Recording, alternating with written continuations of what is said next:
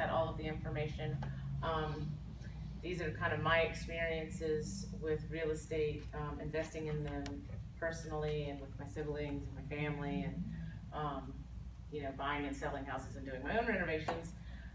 Just some how-tos. Hopefully they'll help and you can take something home. There may be a delay. So let me introduce myself if you don't already know me. My name is Audra Fournier. I'm a life and master business coach.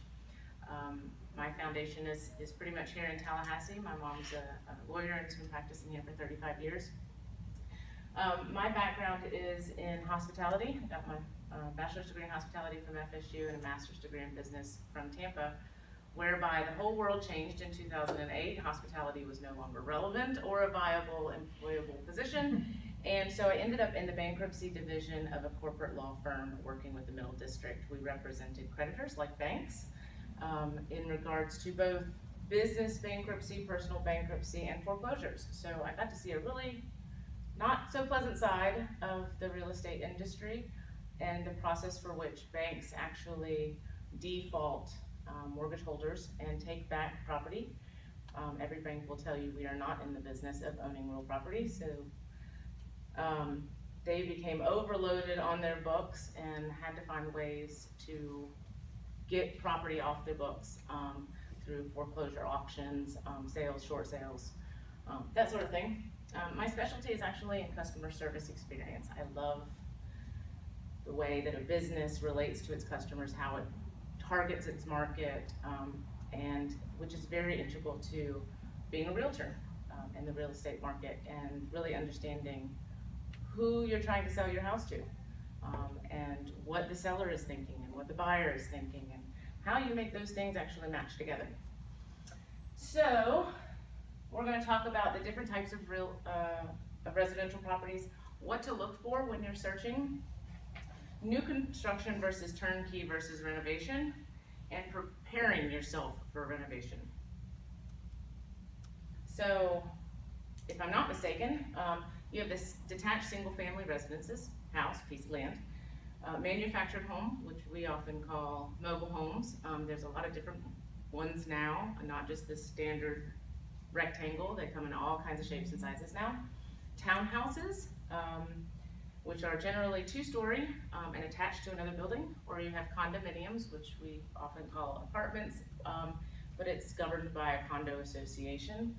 Generally, it's a single-story type of situation, and then you have land. You can buy raw land to build a house on. So when you start your search, know your budget. This is the most important thing. It's not advantageous if your budget is $200,000 to look at $350,000 properties. You will most likely fall in love with them and yet not be able to afford them. This is kind of something that was an issue with the bubble, the real estate bubble.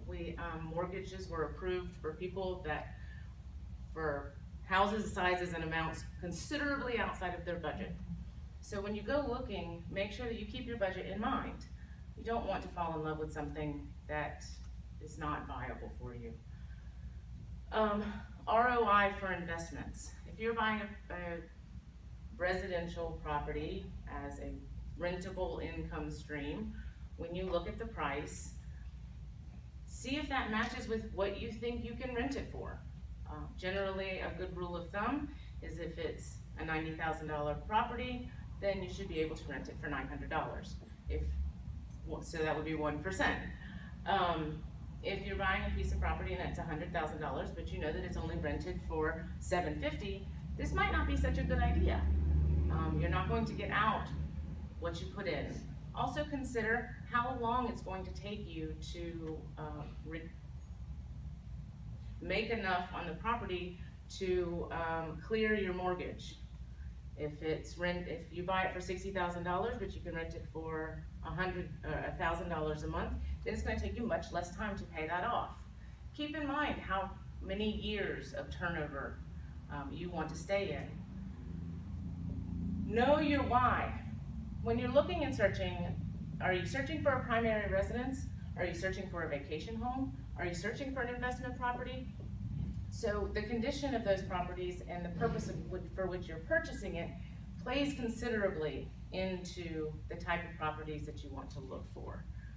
You may not want to spend a lot of money on a property if it's just an investment. You may not need granite countertops and marble floors.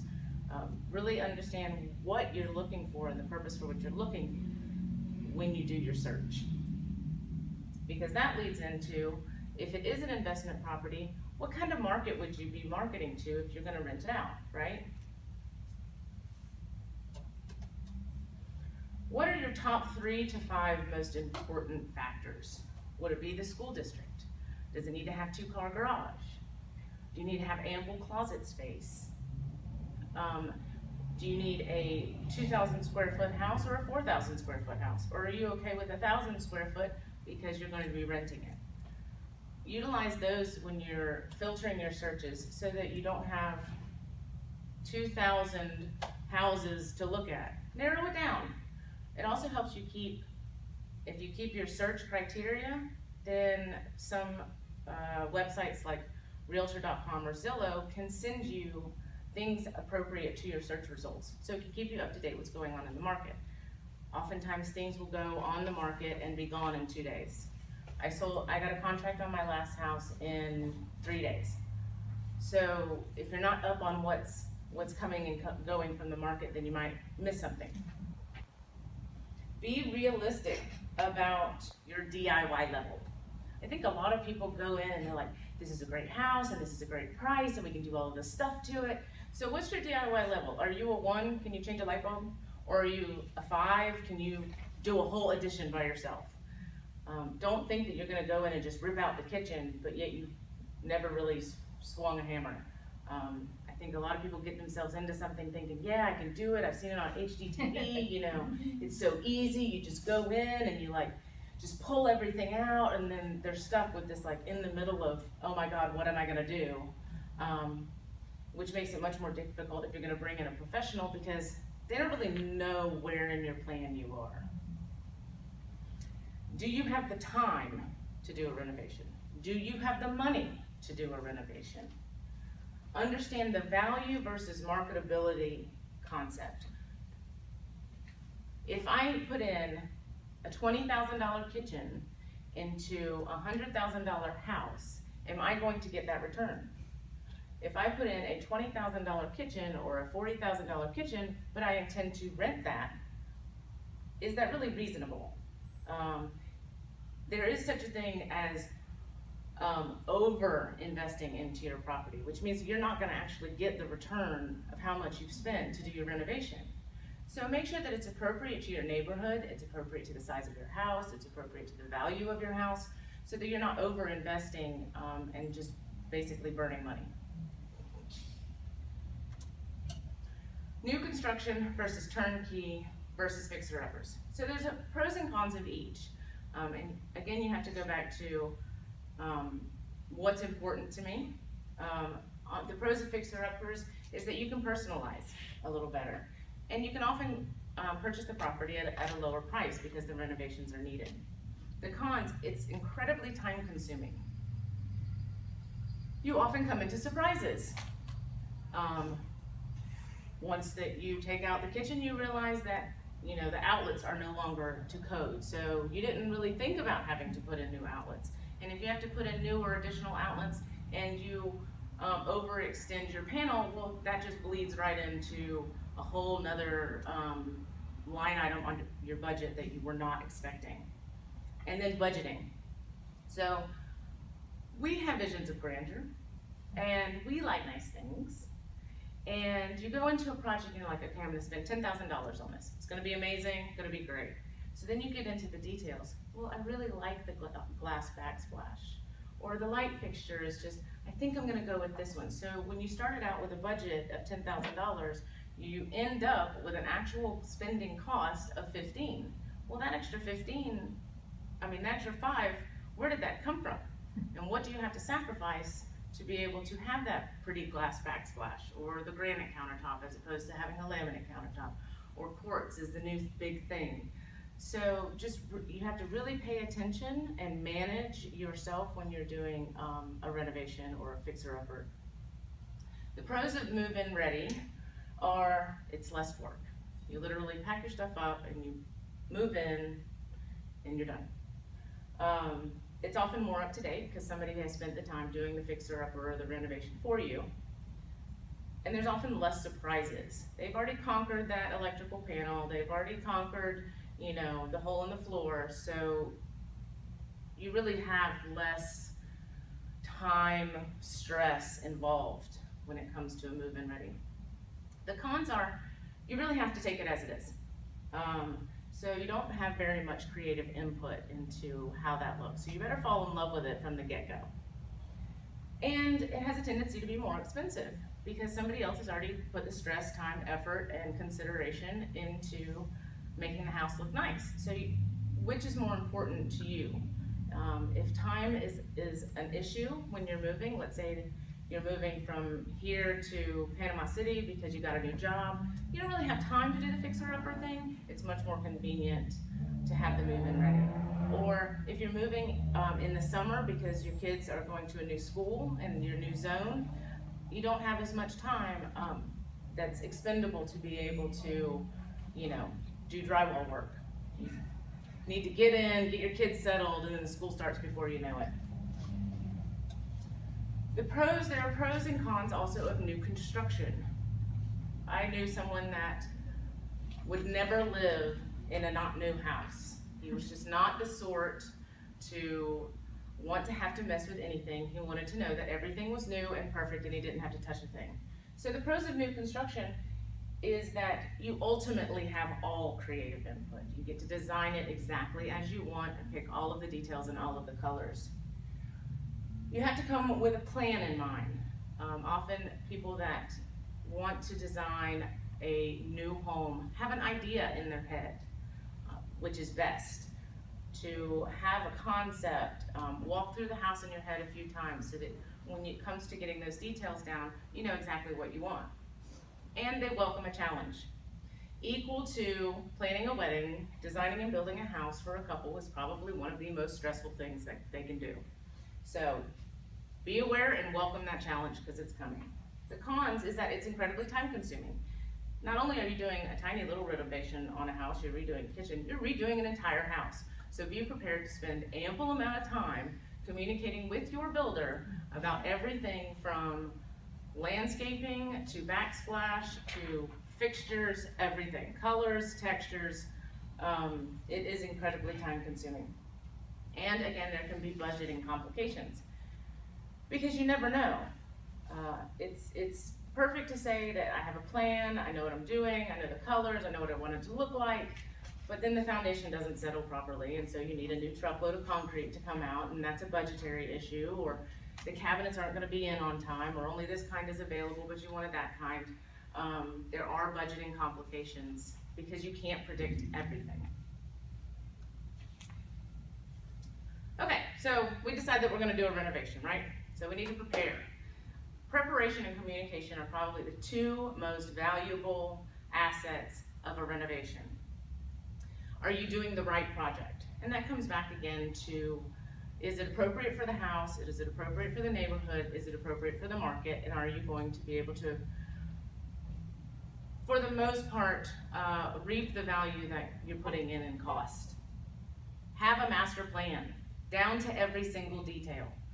Know exactly what you want it to look like and be situated like before you get started. The better you can create your plan, the easier the project's going to go. Keep the investment appropriate for your home and your neighborhood. That goes back to, are you doing the right project? Keep the project in budget. It's very difficult when we go to the grocery store and we say that we're gonna spend $100 and you get in there and you're like, yes, but I wanted cookies, and what about snacks for the kids, and this and that and the other. You have to be able to control all of that with every decision in your mind. Is this appropriate for the neighborhood? Is it on budget? And is it the style that I wanted? Choose a reputable company. There are many construction companies.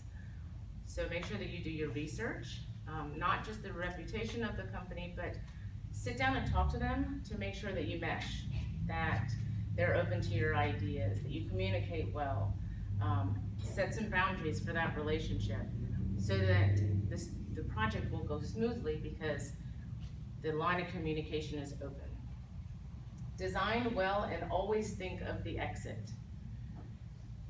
Everybody wants to think that they're gonna live in their house forever. The reality of that is that most people do not live in their house forever. So your purple backsplash, is that marketable? I'm not saying always go with, neutral tones and don't have any personality in your house, but you have to understand that the resaleability of your home can be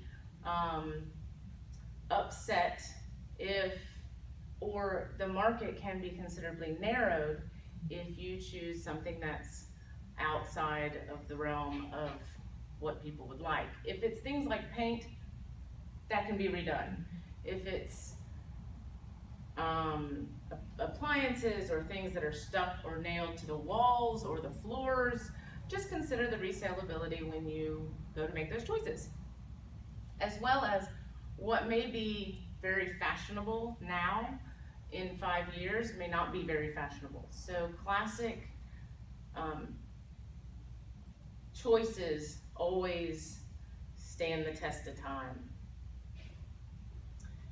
Plan thoroughly, get detailed specs. Make sure you sit down, it's back to the communication, make sure that you sit down with your contractor and make sure that what you're saying is what they're hearing. So getting detailed specs will help prevent any kind of cross communication to make sure that you're both on the same page. Because when you walk in the house a week later and there's a hole in the wall because he thought that's where the door was gonna go, it delays your project and causes your budget to increase. Make your changes before construction begins. It's much easier to change a plan than it is to change the door that's already a hole in the wall. If you're DIYing, know when to call a professional. You have reached the limit, it is time to call a professional. I have put in new, a light fixture, but now it's complicating everything, call a professional. I want to move a toilet, this may not be the thing that you need to do. So know what your limitation is and where your wall is. Communicate honestly and frequently to your contractors, to your subs. Make sure that they're on the same page with you. It really makes everything go smoothly. And enjoy the process. It's an adventure. Designing a house, doing a renovation, it is, one of the greatest feelings of success when you know that you have had an idea and you've made it into fruition, and the process is arduous and full of sweat, but it's exciting and it's a very big accomplishment. So enjoy the process. If you don't have a kitchen for a week, well, go out to dinner. Take the opportunity to meet up with friends, or don't try to make it a happy experience. It's not a negative experience. Yes, you're spending a lot of money, but you're adding value to your asset, and enjoy the process.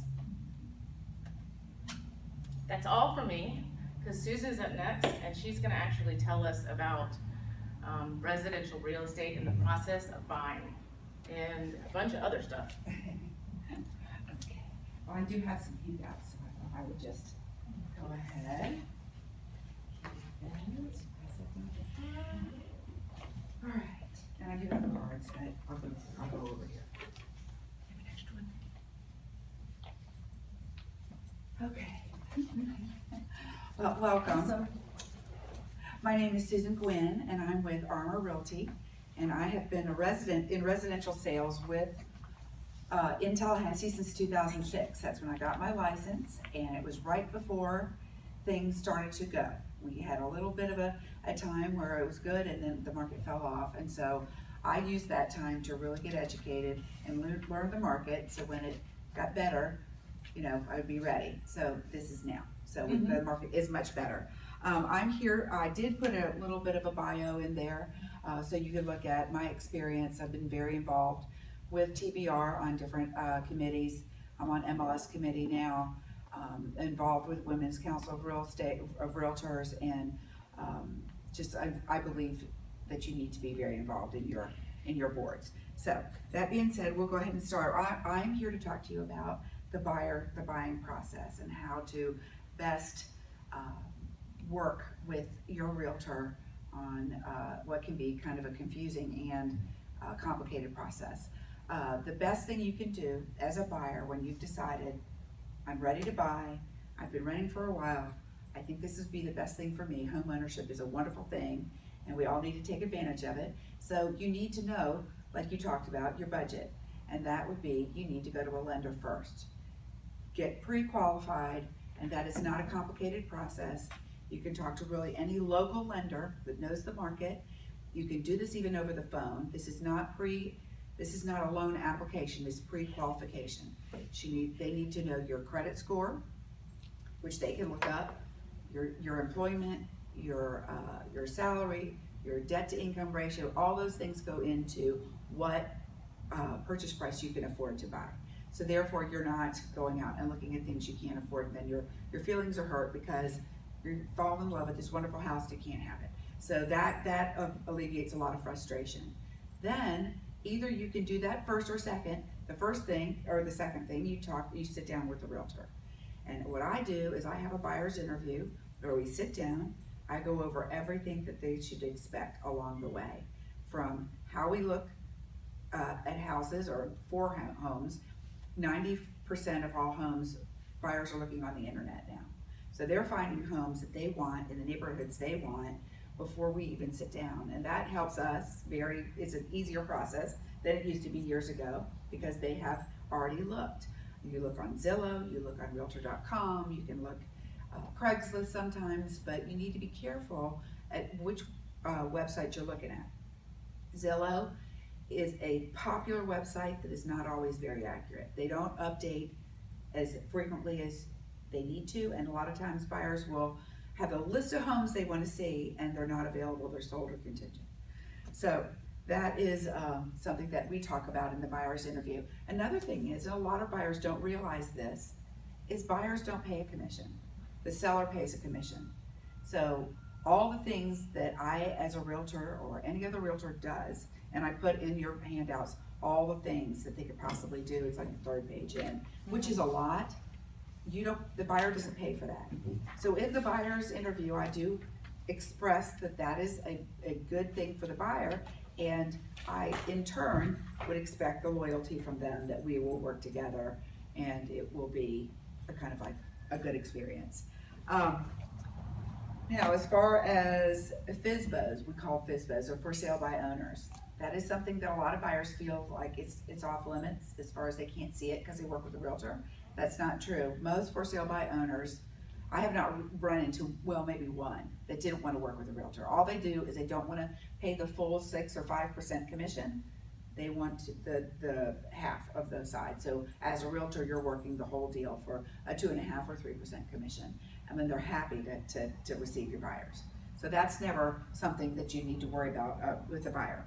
So say you've had your interview, you're ready to go look at homes, you know what you're gonna go look at, you know what your top is, and we've searched and we've gone through and we've got a list, and we get in the car and we look at all these homes. And like you said, you need to know what neighborhood you wanna be in, what school zones you prefer, all these different things go into your search. And we found a house, and now we wanna make an offer. So we sit down in the office and we go through the contract, and we make an offer, and that's when the good negotiation begins between buyer and seller, and that's when the realtors come into really big with the negotiation, and it's usually the purchase price or which repairs the buyer is asking the seller to make. Our contract has changed, and you can do repairs and negotiate them one of two ways. It's either an as-is sale, which means what your buyer is telling the seller is, I'm prepared to take the house as is, but I do have the right to inspect it, do all the inspections, and then the seller is not required to make any repairs. Or there is another way to do it where during the showings, you find a comfort zone of where you're going to request that seller those repairs to be made. Let's say I'm gonna take it, but we're gonna do inspections, but we're only gonna ask you $5,000, you know, in repairs from the seller, which I find very hard to deal with because I'm not a home inspector and I don't think you can really know what money, how much that those repairs are gonna cost while you're writing the offer. That can always be changed through addendums and all that, but I think the easiest way is to go in, this is an as-is sale, do your inspections, have your buyers look at everything. If there's something that's a real red flag or something that's really, you know, a deal killer, then you request it from the seller, and it usually works out the best way that way. I'm Bill? sorry, Yeah. request that they repair it before the sale goes through? Yes, it's done on an addendum, and it's usually done saying, say you found a foundation crack, or you've got a leaky roof, or